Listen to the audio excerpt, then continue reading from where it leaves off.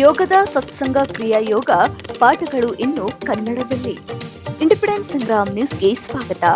ಪರಮಹಂಸ ಯೋಗಾನಂದರ ಕ್ರಿಯಾ ಯೋಗದ ಬೋಧನೆಗಳ ಆಧಾರಿತ ಉಪನ್ಯಾಸ ಕಾರ್ಯಕ್ರಮ 25ರಂದು ಸಂಜೆ 6ರಿಂದ 7 ಗಂಟೆಯವರೆಗೆ ನಗರದ ಹೋಟೆಲ್ ಗ್ರ್ಯಾಂಡ್ ಮ್ಯಾಸ್ಟಿಫ್ನಲ್ಲಿ ನಡೆಯಲಿದೆ ಎಂದು ಯೋಗದ ಸತ್ಸಂಗ ಸೊಸೈಟಿ ಉಪಾಧ್ಯಕ್ಷ ಸ್ವಾಮಿ ಸ್ಮರಣಾನಂದ ಗಿರಿಯವರ್ ಹೇಳಿದರು. ಸುದ್ದಿಗೋಷ್ಠಿಯಲ್ಲಿ ಮಾತನಾಡಿದ ಅವರು, ಪರಮಹಂಸ ಯೋಗಾನಂದರ ಉಪದೇಶಗಳು ಹಾಗೂ ವೈಜ್ಞಾನಿಕ ಜ್ಞಾನದ ಆಧ್ಯಾತ್ಮಿಕ ಮಹತ್ವದ ಕುರಿತು ಉಪನ್ಯಾಸದ ನಂತರ ಆಸಕ್ತರಿಗೆ ಅದೇ ವೈಜ್ಞಾನಿಕ ಜ್ಞಾನದ ಕೆಲವು ಮೂಲಭೂತ ತಂತ್ರಗಳನ್ನು ಬೋಧಿಸಲಾಗುವುದು ಎಂದರು.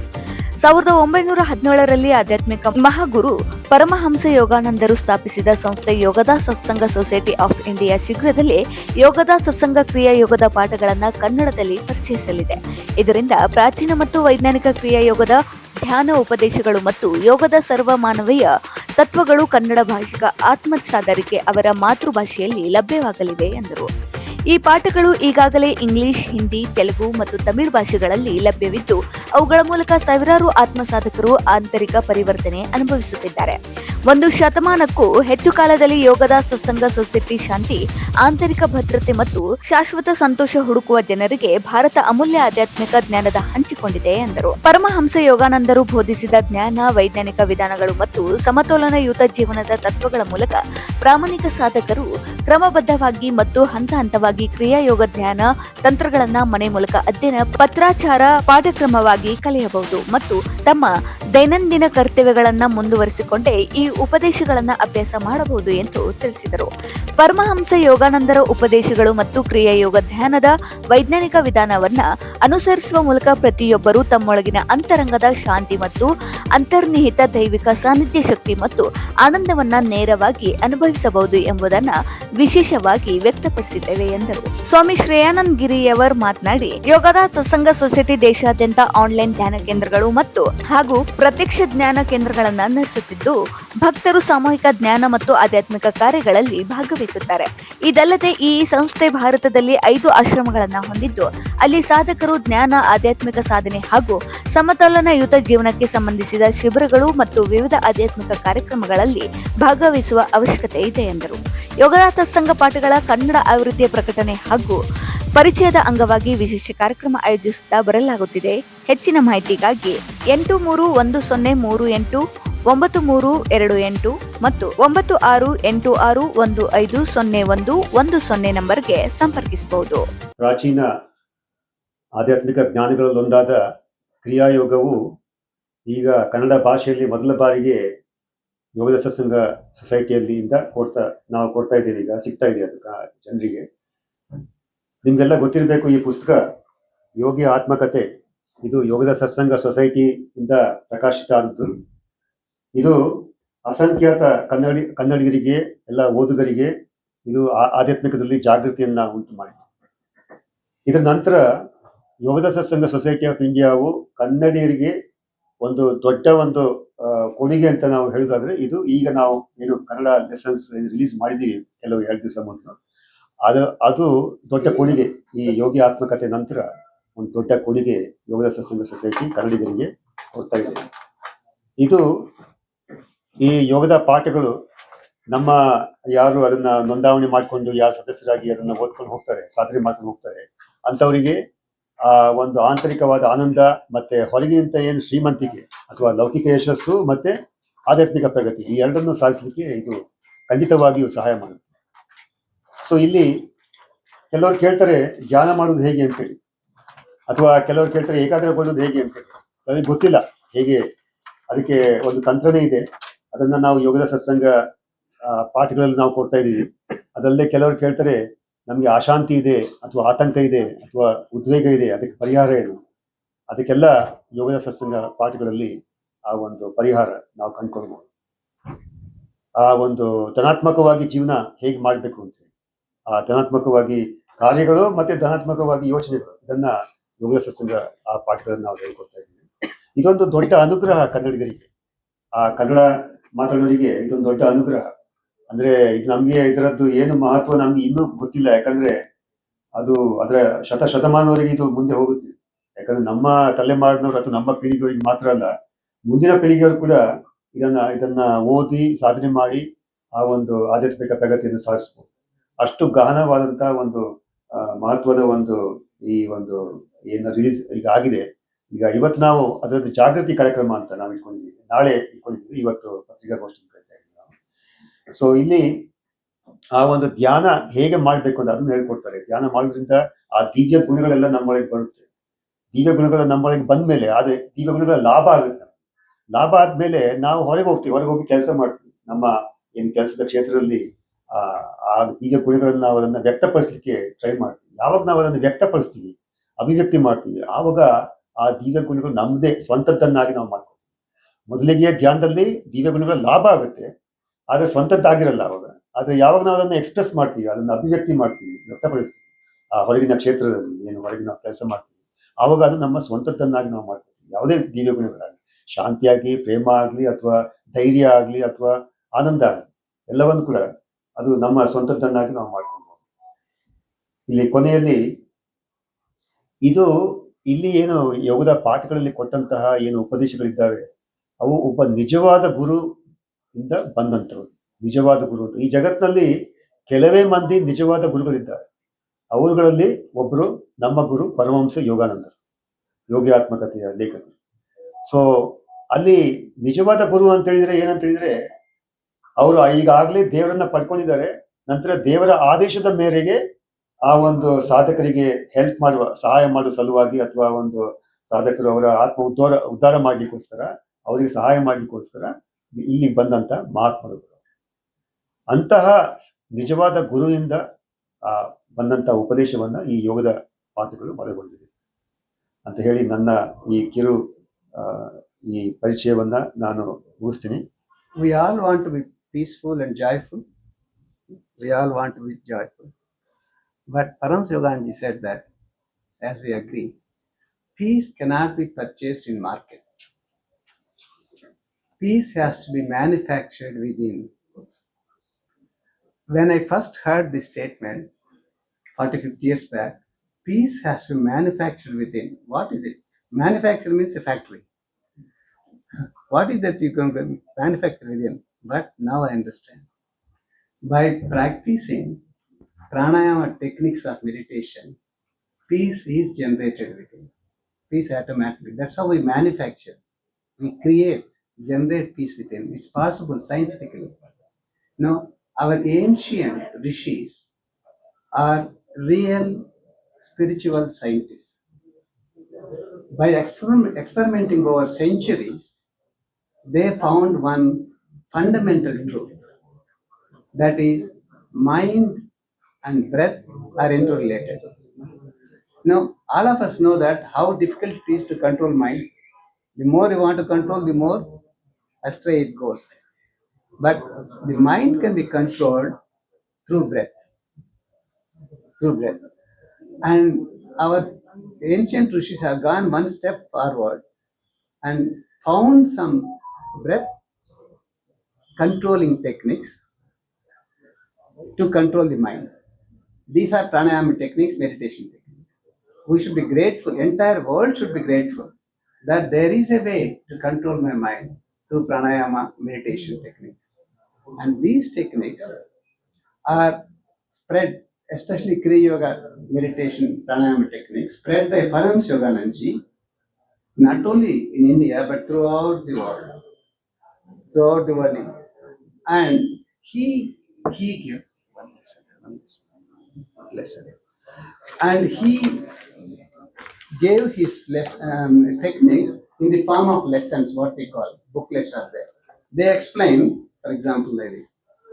They explain how to meditate, like how to sit, where to keep the hands, what to do with the mind, where to focus the eyes, like step by step by step. Anyone can read and do this. See, earlier, if you want to learn a higher meditation technique like Kriya Yoga, one had to go to Himalayas, or one has to go to ashramas to learn. But now, Paramahansa Yogananji has given this sending the techniques to your doorstep.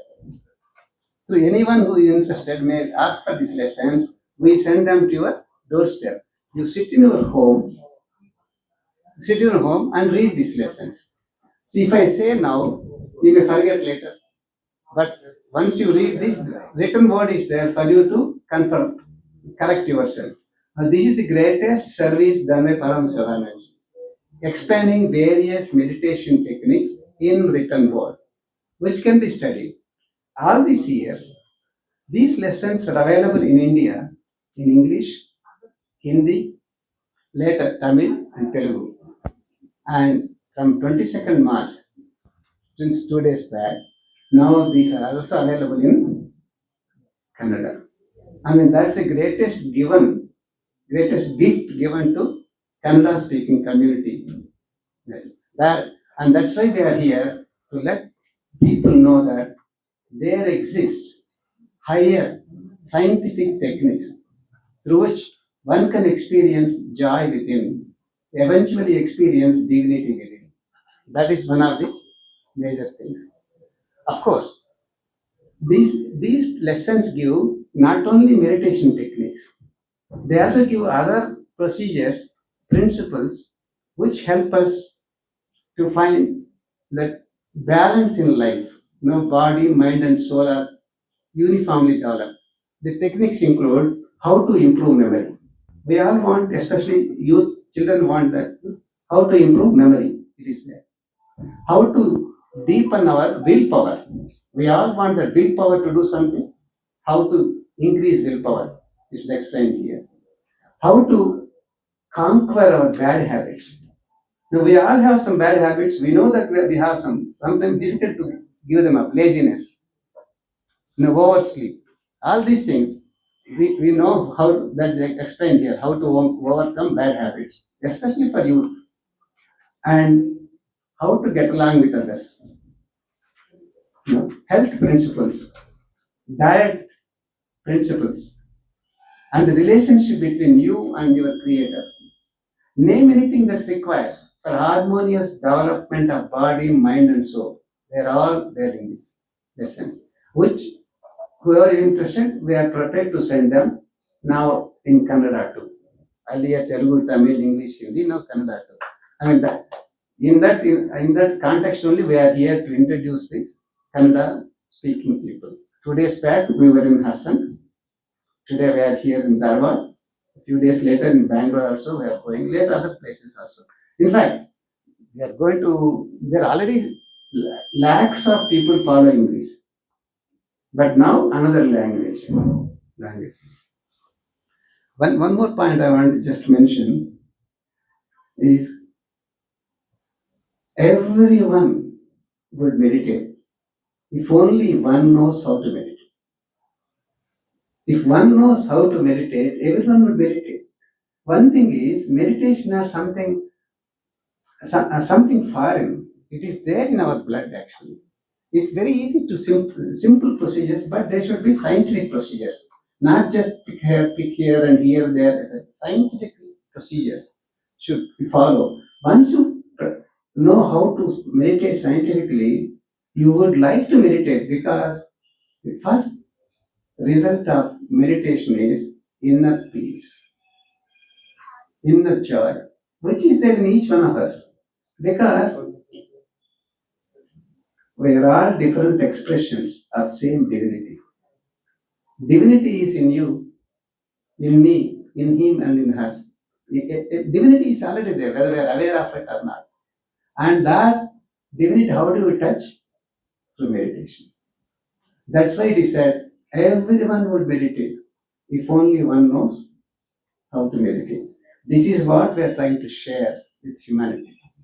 Different languages. I mean, it's as simple as that.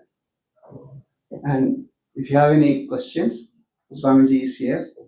I can also help. We will answer. Question, especially being a journalist, you would like to, arrest any miscommunication. Generally, when people say yoga, they are generally yogasanas. Various asanas one performs, Kurmasana, Mayurasana, whatever, Padmasana. These are very good for physical health and even mental clarity. They are definitely good. But the yoga we are talking about is one step further. Not only physical, but actually, as I told our ancient yogis found that mind and breath are related. Difficult to control mind. We all know that how difficult is control mind. By controlling breath in some way, we can control the mind. Once we control the mind, we get that peace, joy. And these are the techniques, these are yogic principles, Raja Yoga techniques. This is yoga we are talking about. This is not taught in schools. These techniques are not. But what schools are teaching, they're also good. I mean, at that level, they're also good. We're not, in fact, we also practice what are known as energization exercises.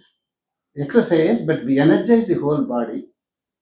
Okay, I'll just tell you one simple thing which combines physical exercise plus yogic principle. Just one exercise. It will only take 1 minute. We keep hands like this, both all of you, like this. And now tense both hands. Tense both hands. Tense means make a fist and tense. You know how to tense? Tense both hands. And under tension, bring the hands up slowly. Up, up, up. All of you, please try that. Hands must be almost shaking. Are they shaking? Very good. That's correct. You brought it here. Now relax. Feel relaxed. Then again tense. Make a fist. Under tension, bring them down slowly. Good. Very well. They are shaking. Slowly. Just try once again. Tense. Go up. Yeah, quite a few are doing very seriously. Relax. Relax, feel relaxed. Again, tense. Now tell me, what did you do? What did you do? You did weightlifting. When you lift weights, this is what happens. Entire muscles get toned up. They get tensed. And how did you do? You got the benefit of weightlifting without using weights. How? Because of willpower. You willed it tense. Without will, you cannot tense. You have to will, and you have that capacity. That means you can do weightlifting without weights. You have the capacity. This is what these lessons teach. And we have every day we spend 15 minutes in the morning, 15 minutes in the evening, energizing the whole body. Some they involve some rotation, some involve special breathing, all these things. And these are not available in yogasanas. This is the contribution of Paramahansa Yogananda. The whole body, vibrates with energy. Anytime we feel little dull, suppose, or mentally disturbed during the day, doing activity, little bit disturbed, then just tense the whole body, feet to head, not only hands, and relax the double exhalation. You will definitely come out of that laziness, come out of that anxiety. Swamiji ಈಗ ನಿಯಮ normally ಯೋಗ ಅಂದ ತಕ್ಷಣ ಪತಂಜಲಿ ಮಹರ್ಷಿಗಳದ್ದು ಇದು ಬರ್ತದೆ. ನಿಯಮ ಪ್ರಾಣಾಯಾಮ ಪ್ರತ್ಯಾಹಾರ ಸಮಾಧಿ ಅಷ್ಟಾಂಗ ಯೋಗ ಬರ್ತದೆ. ಅದಕ್ಕೂ ಮತ್ತು ಕ್ರಿಯಾಯೋಗ ಇದೇನಾದ್ರೂ ಈಗ ಏನು ಜ್ಞಾನ ಯೋಗ ಅಂತ ಒಂದಷ್ಟು ಜನ, ರಾಜಯೋಗ ಅಂತ ಒಂದಷ್ಟು ಜನ, ಈ ತರ ಎಲ್ಲ ಪತಂಜಲಿ ಮಹರ್ಷಿಗಳದ್ದು ಹೇಳುವಾಗ ನಾರ್ಮಲಿ ಯೋಗ ಡೇಸ್ ಮಾಡುವಾಗ ಮೇಲಿನ ಮೇಲೆ ಹೇಳುವಾಗ ಪತಂಜಲಿ ಮಹರ್ಷಿಗಳದ್ದು ಹೇಳ್ತಾರೆ. ಕ್ರಿಯಾಯೋಗ ಅಂದ್ರೆ ಈಗ ಸಹಜ ಶಿವಯೋಗ ಅಂತ ಒಂದಷ್ಟು ಜನ ಏನು ಫ್ರೆಂಡ್ಸ್ ಅಂದ್ರೆ ಸ್ವಾಮೀಜಿಗಳು ಕಲಿಸ್ಕೊಡ್ತಾರೆ ಎಲ್ಲರಿಗೂ. ಕ್ರಿಯಾಯೋಗ ಅಂದ್ರೆ ಇದು simple man can do it very shortly, ಹಂಗೇನಾದ್ರು ಮಾಡಬಹುದು. ಇಲ್ಲಿ ನಮ್ಮ ಗುರುಗಳು ಪತಂಜಲಿ ತುಂಬಾ ಸಲ ರೆಫರ್ ಮಾಡಿದ್ದಾರೆ ಈ ಪಾಠಗಳಲ್ಲಿ. ಅಂದ್ರೆ ಪತಂಜಲಿ ಕೂಡ ಅದು ನಮ್ಮ ರೆಫರೆನ್ಸ್ ಅಲ್ಲಿ ಇದೆ. ಅದು ನಮ್ಮ ಪಾಠಗಳನ್ನು ಕೂಡ ಕೊಟ್ಟಿದ್ದಾರೆ. ಪತಂಜಲಿ ಅವರ ಅಷ್ಟಾಂಗ ಯೋಗ, ಅದಲ್ಲದೆ ನಮ್ದು ಒಂದು ಟೆಕ್ನಿಕ್ ಕೂಡ ಇದೆ, ಓಂ ಧ್ಯಾನ ತಂತ್ರ ಅಂತ. ಅದರಲ್ಲಿ ಪತಂಜಲಿ ಅವರು ಏನೇನು ಹೇಳ್ತಾರೋ ಅದೆಲ್ಲ ಅದರಲ್ಲಿ ಬರುತ್ತೆ ಪ್ರತಿಯೊಂದು ಕೂಡ. ಅದರಲ್ಲಿ ಆಗಮ ಅಂತೇಳಿ, ಅಂದ್ರೆ 3 ಸಾಕ್ಷ್ಯಗಳನ್ನ ಪತಂಜಲಿ ಅವರು ಹೇಳ್ತಾರೆ. ಯಾವುದೇ ಒಂದು ವಸ್ತುವಿನ 3 ಸಾಕ್ಷ್ಯಗಳನ್ನ ಕೊಡ್ಬೋದು: ಪ್ರತ್ಯಕ್ಷ, ಅನುಮಾನ, ಆಗಮ ಅಂತೇಳಿ. ಆಗಮ ಅಂದ್ರೆ ಇಂಟ್ಯೂಷನ್. ಆ ಇಂಟ್ಯೂಷನ್ ಮಾತ್ರ ಕರೆಕ್ಟ್ ಸಾಕ್ಷ್ಯ. ಮತ್ತೆ ಬಾಕಿ ಫಸ್ಟ್ 2 ಏನಿದೆ ಅದು ತಪ್ಪಾಗುವಂತ ಚಾನ್ಸ್ ಇದೆ ಆ ಸಾಕ್ಷ್ಯ. ಸೊ ಅಲ್ಲಿ ಇದೆಲ್ಲ ಪತಂಜಲಿ ಅವರು ಹೇಳಿದ್ದಾರೆ ಅಂದ್ಬಿಟ್ಟು ನಾವು ಅದನ್ನ ಎಕ್ಸ್ಪ್ಲೈನ್ ಮಾಡ್ಕೊಂಡು ಇಲ್ಲಿ ಓಂ ಟೆಕ್ನಿಕ್ ಅನ್ನು ನಾವು ಅಲ್ಲಿ ಗುರುಜಿ ಅವರು ಕೊಡ್ತಾ ಇದ್ದಾರೆ. ಆ ಟೆಕ್ನಿಕ್ ಅನ್ನು ಓಂ ಧ್ಯಾನ ತಂತ್ರ ಅಂತ. ಅಲ್ಲಿ ಆಗಮ ಇಂಟ್ಯೂಷನ್ ಅದು ನಮ್ಗೆ ಜಾಸ್ತಿ ಆಗ್ತಾ ಹೋಗುತ್ತೆ ಓಂ ಧ್ಯಾನತಂತ್ರದಿಂದ. ಅದು ಬಹಳ ಮುಖ್ಯ, ಇಂಟ್ಯೂಷನ್ ಅಂತರ್ಬೋಧಿ ಅಂತ ಹೇಳ್ತೀವಿ ನಾವು. ಸೊ ಇದು ಒಂದು. ಇನ್ನೊಂದು ಕ್ರಿಯಾಯೋಗಕ್ಕೆ ಬರೋದಾದ್ರೆ, ಕೃಷ್ಣ ಭಗವದ್ಗೀತೆಯಲ್ಲಿ ಮಹಾಭಾರತ ಯುದ್ಧದಲ್ಲಿ ಅರ್ಜುನ ಏನು ಒಂದು ಅಶಾಂತಿಯಿಂದ, ಒಂದು ನರೋದ್ರೇಕದಿಂದ ಒಂದು ಆ ಥರ ಶೇಕ್ ಆಗ್ತಿದ್ದ, ಆವಾಗ ಕೃಷ್ಣ ಅವನನ್ನು ಹುರಿದುಂಬಿಸಿ ಅವರಿಗೆ ಆ ಒಂದು ಆಸನ, ಫಸ್ಟಿಗೆ ಆಸನ ಸರಿಯಾಗಿ ಕೂತ್ಕೊಂಡು ಆ ಒಂದು ರೀತಿಯಲ್ಲಿ ಒಂದು ಅಲ್ಲಿಗೆ ಸಾಂಕೇತಿಕವಾಗಿ ಹೇಳೋದಾದ್ರೆ ಆ ಧ್ಯಾನದಲ್ಲಿ ಕೂಡ ನಮ್ಗೆ ಅದೇ ತರ ಬರುತ್ತೆ. ಎರಡನೇದಾಗಿ ಕೃಷ್ಣ ಕೊಟ್ಟ ಕ್ರಿಯಾ, ಅರ್ಜುನನಿಗೆ ಕೊಟ್ಟ ಕ್ರಿಯಾಯೋಗವೇ ನಾವು ಇವತ್ತು ಈ ಯೋಗದ ಪಾಠಗಳಲ್ಲಿ ಕೊಡ್ತಾ ಇರೋದು. ಅದು ಕೂಡ ನಾವು ಸ್ಪಷ್ಟ ಮಾಡಲಿಕ್ಕೆ ಪ್ರಯತ್ನ ಪಡ್ತೀನಿ ನಾನು. ನಂತರ ಇನ್ನೊಂದು ಈ ಕ್ರಿಯಾಯೋಗ ಎಂಬುದು ಇದು ನಾವು ಹೇಳ್ತಾ ಇರೋದಲ್ಲ, ಇದು ಪ್ರಾಚೀನ ಭಾರತದ ತಂತ್ರ. ಅದು ಎಷ್ಟೋ ಶತಮಾನದ ಹಿಂದೆ ಅದು ಕಳೆದೋಗಿತ್ತು, ಯಾರು ಮಾಡ್ತಾ ಇರಲಿಲ್ಲ, ಮರ್ತೋಗಿದ್ರು. ಅದು ಇಡೀ ಪ್ರಪಂಚದಲ್ಲಿ ಇರಲಿಲ್ಲ. ಅದನ್ನ ಬಾಬಾಜಿಯವರು, ಮಹಾವತಾರ್ ಬಾಬಾಜಿಯವರು ಪುನಃ ಸಂಶೋಧಿಸಿ ಪುನಃ ಅದನ್ನ ರೀಡಿಸ್ಕವರ್ ಮಾಡಿ ಅದನ್ನ ಒಂದೇ ಒಂದು ಸಿಂಪಲ್ ಆಗಿ ಒಂದು ಹೆಸರಿಟ್ಟರು, ಕ್ರಿಯಾಯೋಗ ಅಂತ ಸರಳವಾಗಿ ನಾಮಕರಣ ಮಾಡಿ. ಅದು 1861ರಲ್ಲಿ ಈ ಕ್ರಿಯಾಯೋಗ ಈ ಪ್ರಪಂಚಕ್ಕೆ ಪುನಃ ಕೊಡಲ್ಪಟ್ಟಿತು. ಅಲ್ಲಿಂದ ಪುನಃ ಈ ಕ್ರಿಯಾಯೋಗದ ಹರಿವು, ಅಂದ್ರೆ ಆ ನದಿ ಹರಿತಾ ಇದೆ, ಈಗ ಎಲ್ಲ ಕಡೆ ಸ್ಪ್ರೆಡ್ ಆಗ್ತಾ ಇದೆ. ಎಲ್ಲರೂ ಅದನ್ನು ತಗೋತಾ ಇದ್ದಾರೆ, ಭಕ್ತಾದಿಗಳು ತಗೊಂಡು ಅಲ್ಲಿ ಆ ಒಂದು ಆಧ್ಯಾತ್ಮದಲ್ಲಿ ಒಂದು ಪುನರುಜ್ಜೀವನವನ್ನು ಪಡಿತಾ ಇದ್ದಾರೆ. ಇಲ್ಲಿ ಇನ್ನೊಂದು ನಾನು ಹೇಳಿ ಬಯಸ್ತೀನಿ, ಗುರುಜಿ ಅವರು ಬರೆದಂತ ಒಂದು ಧರ್ಮದ ವಿಜ್ಞಾನ ಅಂತ ಒಂದು ಪುಸ್ತಕ ಇದೆ. ಅದು ನಿಮ್ಗೆ ಕಿಟ್ಟಲ್ಲಿ ಕೊಡ್ಬೋದು ಅವ್ರು ಮೋಸ್ಟ್ಲಿ ಇದರಲ್ಲಿ. ಅದರಲ್ಲಿ ಇಷ್ಟುವರೆಗೆ ಆ ಗುರುಜಿ ಬರೋದವರಿಗೆ, ನಮ್ಮ ಪರಮಹಂಸರು ಬರೋದವರಿಗೆ 3 ಮೆಥಡ್ ಮಾತ್ರ ಇತ್ತು. ಅಫ್ಕೋರ್ಸ್ 4ನೇ ಮೆಥಡ್ ಕೂಡ ಇದೆ, ಆದ್ರೆ ಹೆಚ್ಚಿನ ಜನರಲ್ಲಿ ಅಂದ್ರೆ ಇಂಟೆಲೆಕ್ಚುವಲ್ ಮೆಥಡ್ ಅಂತ ಒಂದು, ಡಿವೋಷನಲ್ ಮೆಥಡ್ ಅಂತ ಒಂದು, ಮತ್ತೆ ಇನ್ನೊಂದು ಮೆಡಿಟೇಷನಲ್ ಮೆಥಡ್ ಅಂತ ಜ್ಞಾನ ಯೋಗ. ಈ 3 ಮಾತ್ರ ಇತ್ತು ಪಾಪ್ಯುಲರ್ ಆಗಿ. ಆದ್ರೆ ಇದು 4ನೇ ಕೂಡ ಇತ್ತು, ಆದ್ರೆ ಯಾರಿಗೂ ಅಷ್ಟು ಪರಿಚಯ ಇರಲಿಲ್ಲ. ಅವಾಗ ಪರಮಹಂಸ ಯೋಗ ಅಂದ್ರೆ ಈ 4ನೇ ಆಯಾಮ, ಲೈಫ್ ಫೋರ್ಸ್ ಕಂಟ್ರೋಲ್ ಮೆಥಡ್ ಅಂತ. ಪ್ರಾಣ ಶಕ್ತಿಯ ನಿಯಂತ್ರಣದಿಂದ ನಾವು ಆಧ್ಯಾತ್ಮಿಕದಲ್ಲಿ ಮುಂದೆ ಹೋಗ್ಬೋದು. ಅದು ಫಾಸ್ಟೆಸ್ಟ್, ಅಂದ್ರೆ ಏರೋಪ್ಲೇನ್ ರೂಟ್ ಟು ಗಾಡ್ ಅಂತ ಹೇಳ್ತೀವಿ. ಅಂದ್ರೆ ವೈಮಾನಿಕ ಮಾರ್ಗ, ದೇವರೆಡೆಗೆ ಕೊಂಡೊಯ್ಯುವ ವೈಮಾನಿಕ ಮಾರ್ಗ ಅಂತ. ಅದು ಇದು 4ನೇ ಏನು ಈ ಮೆಥಡ್ ಇದೆ, ಅದು ಫಾಸ್ಟೆಸ್ಟ್ ನಮಗೆ ತಗೊಂಡೋಗುತ್ತೆ ಅಲ್ಲಿ, ಮತ್ತೆ ಆಕ್ಯುರೇಟ್ ಕೂಡ. ಅದು ರಾಜಯೋಗದ ನಮ್ಮ ಕೋರ್ ಟೀಚಿಂಗ್, ಅದು ಕ್ರಿಯಾಯೋಗ ಅಂತ ಏನಿದೆ ಅದು ಆ 4ನೇ ಆಯಾಮ, ಲೈಫ್ ಫೋರ್ಸ್ ಕಂಟ್ರೋಲ್ ಮೆಥಡ್ ಅಂತ. So Swamiji would like to say something. ಪೂರಕವಾಗಿ ಈ ಸಾಮಾನ್ಯ ಜನರು ಈ ಕ್ರಿಯಾಯೋಗವನ್ನು ಕಲೀಲಿಕ್ಕೆ ಏನು ಅರ್ಹತೆಗಳದಾವು? ಒಂದು, ಎರಡನೇದ್ದು ಈ ನೀವು ಮೊನಾಸ್ಟಿಕ್ ಟೂರ್ಸ್ ಅಂತ ಏನ್ ಮಾಡ್ತೀರಲ್ಲ, ಮೊನಾಸ್ಟಿಕ್ ಟೂರ್ಸ್ ಮೂಲಕ ಈ ಸಾಮಾನ್ಯ ಜನರಿಗೆ ಯಾವ ರೀತಿಯಾಗಿ ತರಬೇತಿ ನೀಡಲಾಗ್ತದೆ? ಹೌದು, ಒಳ್ಳೆ ಕ್ವಶನ್ ಅದು.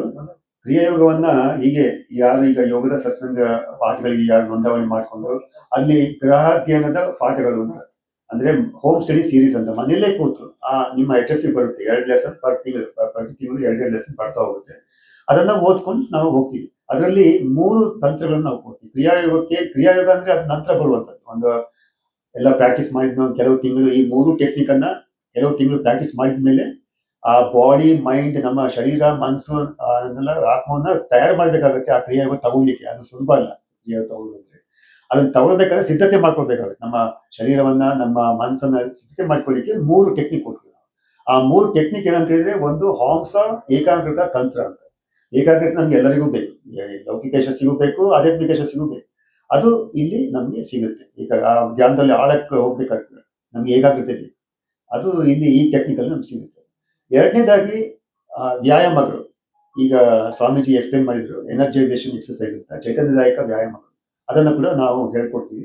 ಆ ಪಾಠಗಳಲ್ಲೂ ಕೂಡ ಇದೆ. ಮತ್ತೆ ನಾವು ತರಗತಿ, ನೀವು ಹೇಳಿದಂಗೆ ನಾವು ಮೊನಾಸ್ಟಿಕ್ ಟೂರ್ ಅಂತ, ಸನ್ಯಾಸಿಗಳ ಭೇಟಿ ಅಂತ ವರ್ಷಕ್ಕೊಂದು 2-3 ಸಲ ಇಲ್ಲಿ ಬರ್ತೀವಿ. ನಾವು ಕನ್ನಡದಲ್ಲೇ ಕ್ಲಾಸ್ ಮಾಡ್ತೀವಿ.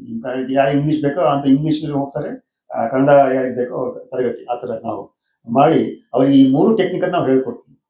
ಅದ್ರ ನಂತರ 3ನೇ ಟೆಕ್ನಿಕ್ ಓಂ ಟೆಕ್ನಿಕ್, ಓಂ ಧ್ಯಾನ ತಂತ್ರ. ನಾನು ಈಗಾಗಲೇ ಹೇಳಿದೆ, ಈ 3 ತಂತ್ರನ ಕೆಲವು ತಿಂಗಳು ಅಭ್ಯಾಸ ಮಾಡಿದ್ಮೇಲೆ, ಸರಿಯಾಗಿ ಅಭ್ಯಾಸ ಮಾಡಿದ್ಮೇಲೆ ಅವರು ಅರ್ಹರಾಗ್ತಾರೆ, ಅಲ್ಲಿ ಕ್ರಿಯಾಯೋಗ ತಗೊಳ್ಳಿಕ್ಕೆ ಅರ್ಹರಾಗ್ತಾರೆ. ಅದನ್ನ ಅದರ ಪ್ರೋಸೆಸ್ ಇದೆ, ಆ ಪ್ರೋಸೆಸ್ ಮುಖಾಂತರ ಅವ್ರು ಕ್ರಿಯಾ ತಗೊಳ್ತಾರೆ.